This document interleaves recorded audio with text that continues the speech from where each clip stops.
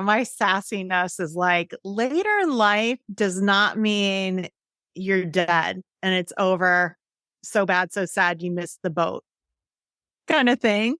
I mean, measure your life and experience. You writing a book about something of the same topic versus a 20-year-old who may have not had the depth and breadth of experience that you've had in your life. The only barrier is you, right? So I tend to think that later in life adds actually more depth. Welcome to the Write It Scared podcast.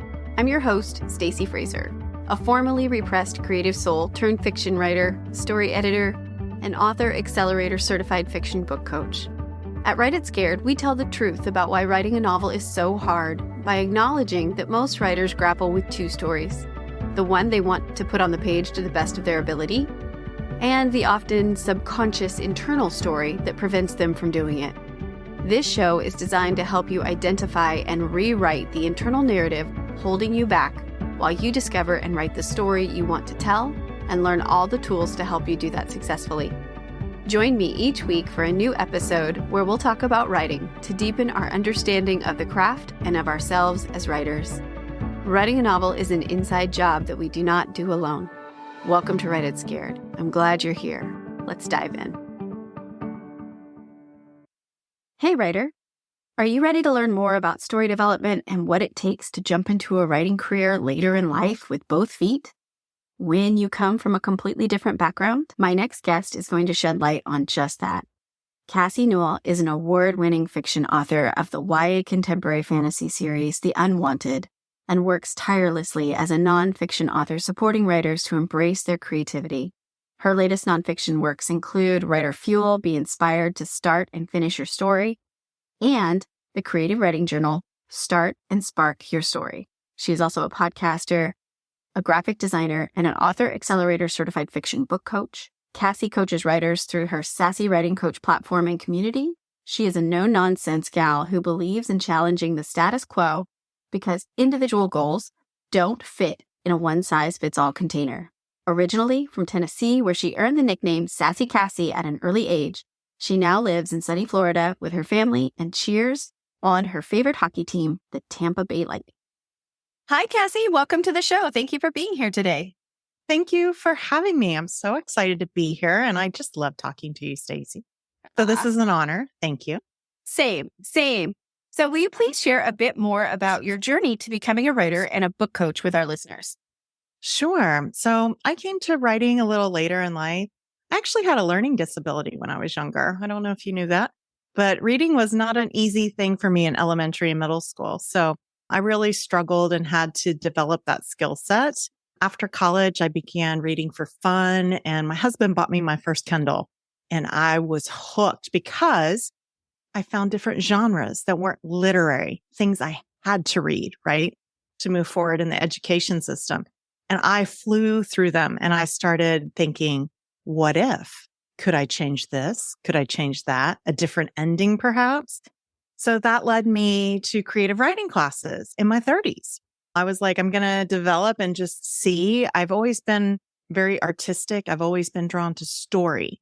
So that just felt like a natural thing for me. So several years after I published my first novel in 2016, then onward to finish that series in a mix, I was continuing to learn and listen. And I found Jeannie Nash on a podcast, and she was talking about the author accelerator. So I went down the rabbit hole, I think like many do, and I checked out her book, her website, all the things because it spoke to me. I was naturally already coaching and critiquing with fellow authors that I had met. I am naturally a coach, a teacher, a mentor. So it's just part of my DNA. And I was like, yep, I'm folding in, I'm making the investment, and it will further my career from a fiction standpoint that I was looking to do anyway, as well as building out the things I enjoy on the other side of the fence, if you will, and coaching and motivating writers. So that's how my journey started. So your first book that you published came out in 2016. Is that right? Yes. All right. And was that the beginning of the Unwanted series? It was. That's magic. That's the first Imagine. book. Yeah. And did you say you worked with a coach? Yes, I Is did. that I worked with a writing coach. Yes, I did for what was that that. experience like? It was great. So the reason I did that, this is kind of an interesting story. And I think a lot of people will kind of have some empathy for this, is that my very first book I wrote took me a very long time to do. It was about 90,000 words. And it was kind of a mash posh of what I would call young adult fantasy, but it will never see the light of day. It was practice to get me experience to know what that is.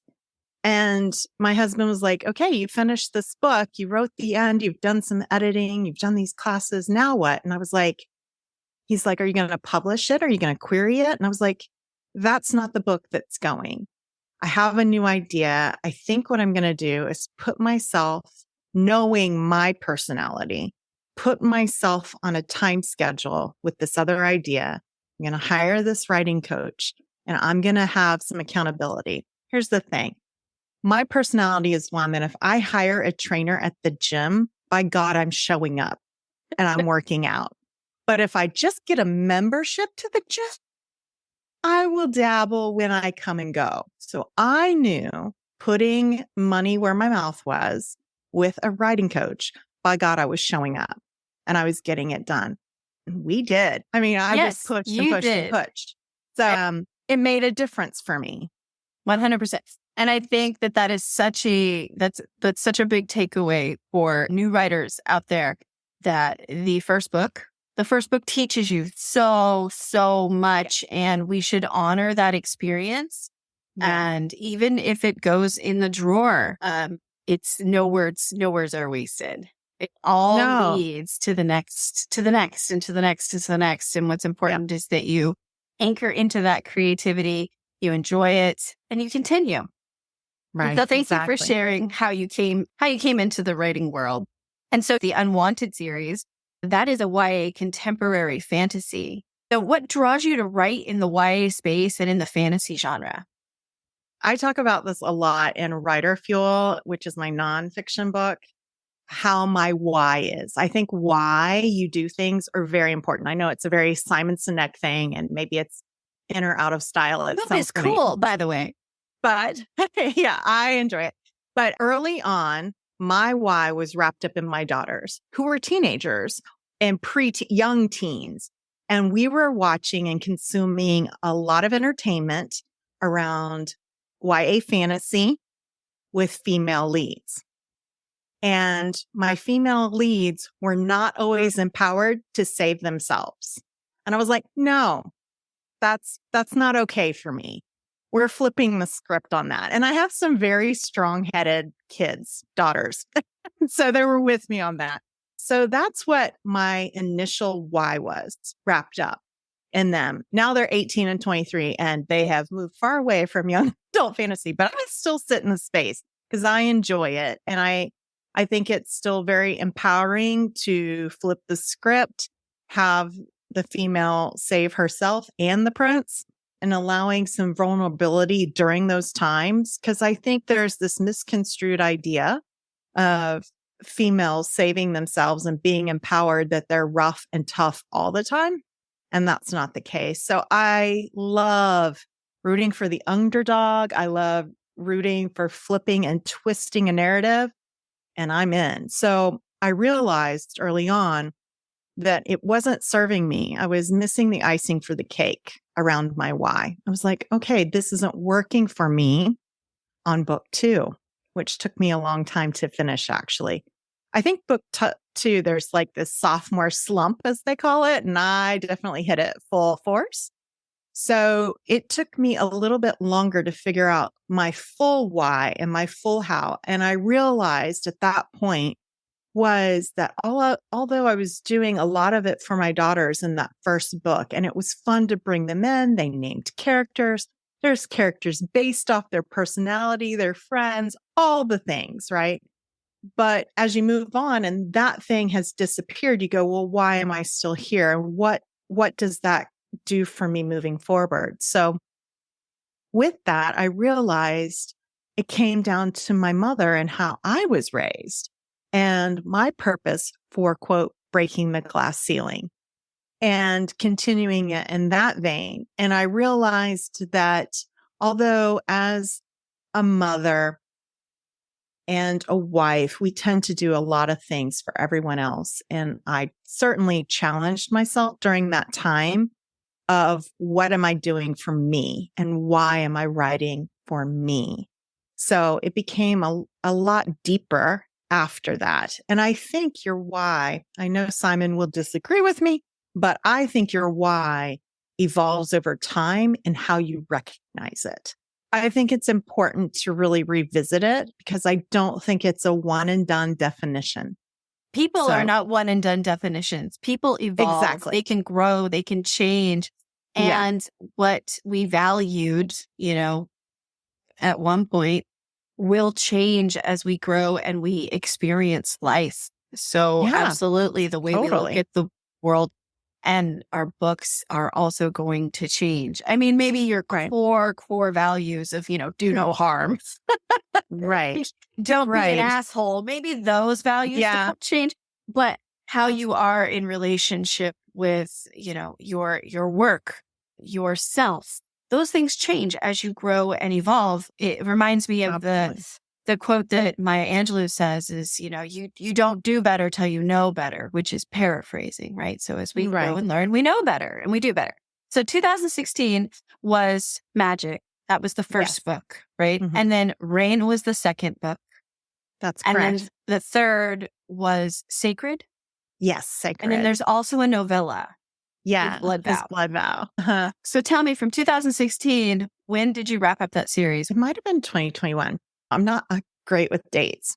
What was interesting was, though, you would have thought I wrote Magic in 6 months, which is crazy awesome for new writers. Do not hold yourself to that standard. I'm quite competitive. I have very high influencing strength. And also, new writers remember that Cassie had a book in the trunk. That was not her first book. And she was working with a writing coach. Yeah. And I actually love writing short stories too. So I've written a number of short stories up to this point. So I actually took till 2018, the end of 2018, to finish Rain. Rain took me a long time. I actually did one of those things where you write an outline, you start writing it, you go midway through and you scrap the whole damn thing. And so I restarted and I actually hired a coach at that time, also my editor, and I utilized him for helping me tease out my outline and my beats. And this is what I kind of do in story mapping, actually. So he was helping me develop things. And I said, oh, I don't know that I can do this because there's going to be this kind of refugee piece because I had a split of a magical world versus our current contemporary world. And things were going awry and people were being misplaced. And he said to me, and I'll never forget this, he said, you do realize that fantasy is just a mirror of the reality we're currently in. And I was like, oh, well, that makes it even harder, like, oh my gosh. And he goes, no. Just peel that back, be in the fantasy world and write it as it is. How does it impact your characters? That was also very moving for me because I was sitting in the plot and I was drowning in the plot. So there's a saying I say, and this took me a long time to learn. Plot is setting, story is character. Period. So to me, the plot, I was sitting in the setting of refugees and this place and that place. And how do I connect? No, it's how do those people live in that place, your characters, and how do they respond to what's going on in their subplot, maybe, or in their major plot in moving the action forward. And once I got out of that, I flew. It was great. But it took me, I made it super heavy, which it can be if that's the dramatic choices you're making. But for my book as young adult, drama is only so much. I tend to like fast moving books in YA that move forward and the reactions and the realizations of and we'll get into character because I love talking character, the lies that they believe or they want others to believe. So I was just moving once I got out of my own headspace of how important at that time the world was around refugees. Mm-hmm. So just for recap, this series, I mean, it didn't take you too long to draft Magic, and then it was released in 2016 and wrapped the series up with the novella, 2020. So just for anybody out there listening, it's like books take time, and books take a lot of time, but I think it's evidence that as you grow and you learn, and when you're working with someone who can guide you and also help you shift perspective, that you can get much more efficient. And this is not your only gig. You also work a full-time job. Yeah, I do, in a completely different industry. But for me, I love having a creative outlet and it makes me happy. And some people like to garden and do other things. This is my thing. So let's shift over. I know you enjoy focusing on ideation and story development. So can you give 3 maybe top tips to writers about what they need to consider when they're baking a new story? Yeah. So there's a lot of emphasis on drafting. And I think the idea needs more cultivation. And around that, my first advice is don't overthink it. I mean, if you're ready and you've got some legs to stand on, jump in the deep end is usually how we move. Let's write some things down. Let's see how it's going. For me, I like building blocks. And I think it's important for people, whether they know whether they want a discovery write, which is part of ideation, or if you want to build a very strict outline and guardrails, if you will, goalposts on beats and outlines and all the things. Because as a new writer, you can read a lot of how to do this outline, how to do that outline. And sometimes you're not quite ready for that because you haven't really grown your seed of an idea yet. You haven't put legs around it. Things I like to work on are themes and premise. And the other piece to that is kind of deconstruction of the things you read and how you want your story to mimic those beats and feelings even. So those are the things I like to wrap around when we start talking about ideas. I tend to be very question oriented when I'm talking with clients. So for example, somebody may say to me, I have this idea and I want to do a romance where a lady is always, the bridesmaid, but never the bride. And now she's 50 and her life is passing her by, all the things, but I don't know where to start. Well, then I start asking questions of you as to who is this person and why is this important that she's not getting married? Is it the idea of marriage? Has she been engaged before? Could we start there? And what went wrong? Is she currently dating and it's hell? Or, what things do you want to look at? Is this dramatic? Is it a rom-com? What is this? So we start plotting and finding out what they enjoy. Are they enjoying Hallmark movies or is that too sappy for them? Do they enjoy this? Do they enjoy that? So there's a lot of questions around that. But I think too, guiding yourself around the initial idea and taking time to figure out what that is extremely important. So that's kind of a 1, 2, 3 piece for me, is really cultivating that piece up front. Sometimes you don't know what your process is. You just kind of have to go through the doing to find it. But focusing on what you're curious about, what you enjoy, and then kind of getting down to what do you want to say about this situation? And that factors into the premise, which gives you kind of your jumping off point and leads you into the central idea, the core idea. And then whether you lean towards discovery writing or you lean towards plotting or somewhere in the middle, you figure that out. And honestly, it could be different for each book. Yes, exactly. I can tell you the way I wrote Magic was not how I wrote Rain or Sacred. And the way I go about tackling nonfiction books is completely different than how I tackle fiction books. Absolutely. And if you write in different genres, you may approach the ideation phase differently and the drafting differently too. I come from a background in medicine, and there's this famous saying, it says, nothing's for sure and it all depends. And it is true also in writing.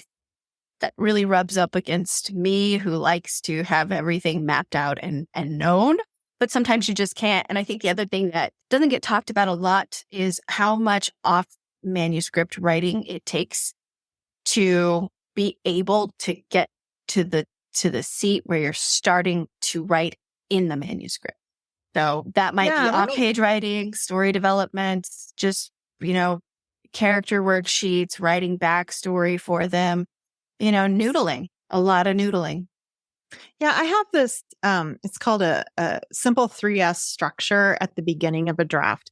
Because sometimes I think people get very nervous about spending a lot of time. They picture some guy with a pipe sitting at a typewriter, just plopping away at the keys. That in this simple 3S structure that I talk about in Writer Fuel, it's around sight, sound, and sentiment. And I learned that sight for me was early on one of my professors. This is really interesting. I was writing something and I was just editing too much of it. And he said, turn that screen black and write. And I was like, what? Okay. Monitors, people. Your monitors, actually turn it off and type. You turn off your monitor, the Word document's still going. You can blacken it out to where you can't see it. And it kind of freed me because I wasn't going backwards. And I have this saying, don't go backwards to go forward, especially when drafting. And that freed me. But the thing around sight is a lot of time it can inhibit us. So one of the things I like to do is dictate and talk to myself. If you are a high communicator and you tend to communicate a lot of your ideas verbally versus introspectively, which typing is very good for you, talk to yourself and have that come out transcribed for you. There's a lot of different apps. We won't go into that, but certainly look into the best ones for you. But those will really help you move forward. I think sometimes people get stuck around the idea of writing that it must be something our fingers do. And it doesn't. It doesn't have to be at all. Yeah, there are some days when writing equals doing the dishes because you're thinking about your story. There are some days when writing progress, looks like deleting work. There are some days when writing progress looks like talking about your story to a friend, right? So there are many, many definitions of progress. It does not always have to be increase in word count. So from the perspective as a book coach who works in ideation and story development and enjoys that, what blocks do you see writers come up against? What are some of the mental blocks? What are some of the other blocks? Some is the devil of completion. So the first mental block is that your initial idea is the perfect idea. And a lot of the mental blocks is having flexibility around that idea. So usually in collaboration, when you're collaborating with someone, someone's pushing you to consider a specific idea. That's where, to me, the juice is really worth the squeeze around an idea. For example, I talked about, refugees, and immediately you think more historical than you think YA fantasy, but I was making it that way. And I was being challenged outside of my box to consider what exactly that meant to get me out of that block. So I also think, we make things really heavy sometimes, and we need to think about the layers of why things are heavy to us. But I think perfectionism is one of those things. A, no book is perfect. B, I don't want perfect when I write either. I think sometimes too, we put ourselves in different categories. My chapter, let's say I'm on chapter 15 of my career. Maybe Stacy, you're not far behind on chapter 10, but somebody who's starting out at chapter 1 thinks they should be at chapter 15. So, I don't compare myself to other people's careers in their various chapters. And I also refuse to compare myself to someone who's not writing in the genres I'm writing in. So people will say, oh, I'm not a Stephen King, or I'm not a J.K. Rowling, or I'm not a V.E. Schwab. Well, hell no, nobody is. Hell, they aren't even half the time. So why are you putting yourself there? So comparativitis, perfectionism, it's the devil of moving forward. I have this theory around what I like to write that frees me of those pressures. And I like writing B books. And some of my colleagues will say to me, B books, what does that mean? I am happy to be entertained. That is my goal.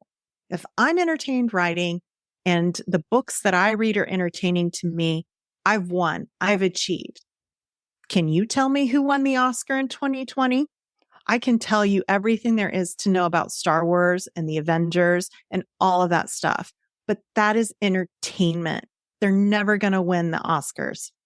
There is a dissection of that. And I think sometimes we get in our head about what it is to be an author, a bestseller in various categories, all the things. And I think you just really have to strip that apart. And it goes back to your why. It's not my why. Yes, I totally agree. And my clients struggle with the same. I struggle with the same often. I'll find myself comparing. I'll find myself picking up one of those beautiful, beautiful books on my shelf. And then I go, you know what? I'm human. And comparison that's a normal thing. And I catch it. And what's important for me, what you said is that, remembering that this is a flexible and fluid thing. And for some of us, like me, that is not a natural state. I am not necessarily a flexible nor fluid human being. But that is the key to moving around the mental hurdles that we have is can you recognize where you're getting hung up? Are you willing to come at it from a different perspective? The first idea is just an idea. It's not the best idea, and more will come. And are you doing what you like? And can you pull your focus back into now versus an outcome out there that you can't control anyway? A publishing outcome or who's going to like it or, really where's it going to sit in the world? I mean, you cannot always control that. So focus on the now. So a lot of writers struggle with accountability and finding the time to write. Now, you are a very busy person. So how do you work it in? Okay. So it's interesting. I've gone through I am 51 years old now. So just to put this into perspective, when we're talking about publishing in my late 30s. So when my girls were younger, my time was adaptable, right? So it was all about systems and processes for me to find 20 minutes here and there. It's very much on the move, mom taxi, you know the drill, like all the things, and working a separate career outside of that. So I tended to be a weekend warrior. Weekends were my space, either in the evenings when the girls are hanging out with their friends or, whatever was going on. And my husband gave me that latitude too. And what was important was everybody knew I was writing a book, right? So that was important to me. And they had things they were doing that were important to them. So this was also a teachable moment for my daughters, right? This is mommy's goal. Help support mommy, and I'll tell you what's going on in this goal. So, yeah, my husband named General Fax. My daughter named, the dog, and they can see it. Like, that was involving them in my process, but knowing that I was busy and I thought it was important to show them that I was doing things for myself. And I have a great support with my daughters. Now my time is more my own. But do I change it necessarily? Oh, because I'm still, holding down the day job and all the other things. But I give myself a lot more grace than I did early on. I don't write every day. It's a misnomer. That doesn't work for me unless I'm under a tight schedule and I am pushing. But again, I'm one of those people that needs to put my money where my mouth is. And if I'm saying I'm doing something, then I show up for something. If I have somebody else there knowing I'm accountable, I have those systems and things in place for me. But it's also cyclical for me. There are times where I'm really pushing, really achieving, really writing in a year. And there are a lot of times where I'm just consuming. I am reading rapidly. and sometimes it's just for entertainment. I'm still working on my deconstruction all the time, but there are times I just want to shut it off and enjoy a good story. Because again, I'm an entertainment person. Like I like to be entertained and I like doing the artistic, creative side of entertaining. So for me, it's all about the systems. I sync up between my iPhone, my iPad, and my computer through, the cloud systems that you can encourage and the apps and things. And then I start to cultivate where everything is and it all comes together. And then I start to, kind of play in the garden, if you will, and facilitate that further. And I also allow myself something I talk about in Writer Fuel is what I like to call pivot, pause, or quit. I'm okay with quitting. And I think quitting gets a bad rap because some ideas are not worth it and they don't excite me further on. So, yeah, that's what I do. I just really put systems in place and I find an hour or two on a weekend. Sometimes it may be an all day thing, but usually people around the house are all gone, and it's just me and the dog. I just love what you said there about incorporating the people in your life that love you into your process and putting them inside that. That's really beautiful. And that is something that my daughter, who is going to be 8, she's starting to come on board. She's starting to write her own little stories.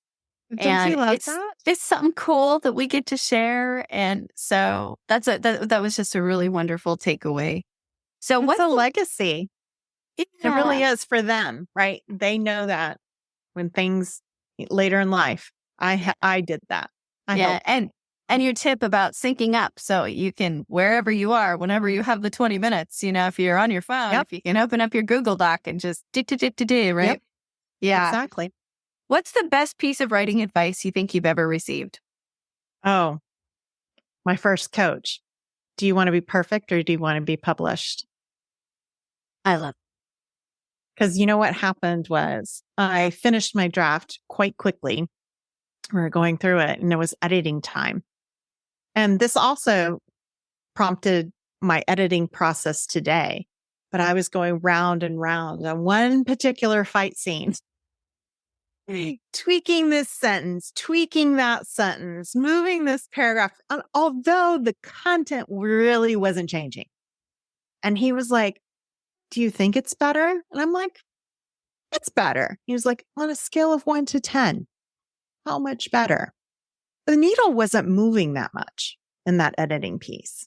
He was like, Cassie, move on. It's good enough. It's like, do you want to be perfect or published? And so I was like, damn, I want to be published. Well, let's move on to the other sections that need editing. So that's kind of where he put me. And I was like, damn, because you can spiral in the editing phase and never, ever complete. And that's kind of what put me in my B mindset of entertainment, that it doesn't have to be perfect, as well as I don't go beyond a 3-round editing roll anymore on any section. So I just don't. And I also still utilize editors. So it's not as if my end all be all is with me. It'll go to the editor and then I'll come back and then wrap it up. That's it. It's done. It's published time. Yeah, great takeaway. The book, honestly, will never be done. It could never be done. We could always go more, right? Yep. So that's a great piece of advice. Do you want to be perfect or do you want to be published? Do you want to be dead or do you want to be dead with a published book? Yeah, exactly. Right. Yeah. So what wish would you like to impart to your fellow writers who are working on their first fiction novels a little later in life? So, yeah, my sassiness is like later in life does not mean you're dead and it's over. So bad, so sad, you missed the boat kind of thing. I mean, measure your life and experience. You writing a book about something of the same topic versus a 20-year-old who may have not had the depth and breadth of experience that you've had in your life. The only barrier is you, right? So I tend to think that later in life adds actually more depth there's this saying, right? They say, write what you know. And I don't know what it's like to have magic. I don't know what it's like to be on the moon, all of those things, but I know how things make me feel. And that's so important. Everything is how your characters feel. And there could be younger people that have had experiences that I have never had or wanted or all of those things. But there could be experiences that I have empathy from and being a part of or seeing my friends that I can pull from that others can't. So to me, age is a number, baby. Like I know of an 80-year-old author who's a romance author and she's been writing for like a decade. Does anybody know that? Probably not. Maybe they do. I don't know. Who cares? It's brilliant. So, put it in perspective. If you want to write, it's bring in your experience. Don't hold off to say, oh, I should have done that in my 20s. I should have done that in my 30s. I should have done that in my 40s, 50s. Well, here I am. Cassie. Yeah, I'm like, you're not dead. It's the only thing that can stop you. Right. So it's never too late. And the only permission you need is your own. Exactly. So your own barrier. Get to writing, baby. Yeah. Thank you so much for sharing your time and your honesty, your generosity of spirit, and being open and vulnerable, because this is going to help somebody out there who is on chapter 1, like you said, who's not on chapter 15, maybe thinks they need to be there. They're actually on chapter 1 of this writing journey, and so it's going to help them. So what are you currently working on as an author? I know you have some fun stuff coming up. Yeah. So I love poetry, and I started taking poetry classes back in 2019. And Red is coming out on April 22nd. It's a poetry and prose book that's contemporary twist on Little Red Riding Hood. I love my twists. I especially love fairy tale twists. So that was extremely fun to pull together. It's been something I've been wanting to do for 5 years. And yeah, it's coming out in April, which April, for Trivia Pursuit, is National Poetry Month. So I'm excited. If you want to honor me and supporting poetry, certainly look at my book. I'm also querying later this summer for a YA fantasy project I've been working on, which is super exciting. So I'm looking to do the hybrid thing. Yeah. Any agents listening to this? It's exciting stuff. And then this summer, I'm working on some super secret projects that I'm really encouraged by. And coaching wise, right now, I have my accountability that's open and it's brief story coaching. And then I have my Power Hour consulting side, which is more business side stuff of the industry. And I'm hoping to open up Map Your Story at Spinful later this year. So that's kind of what I've been doing. Right. Great. Where's the best place for people to connect with you? Yeah. So on my coaching side, it's sassywritingcoach.com, just how it sounds. And that's my coaching website. All the links are there, all the fun stuff to find me, including my books. And if you're like, oh, I'm curious about this YA fantasy or the poetry or any of that, you can find me at authorcmnewell.com, and all my stuff's there. And I will make sure I put all those links in the show notes. Thank you again for your time, Cassie. It was wonderful to connect with you. And I wish you all the best. And I look forward to Red coming out in April of 2024. Thanks. Thank you for listening to the Write It Scared podcast. If you enjoyed today's show, please make sure to hit the follow button so you never miss an episode. And please leave a review. Reviews help other writers like you find the voices and messages they need to hear to continue to write their stories. Let's lift each other up.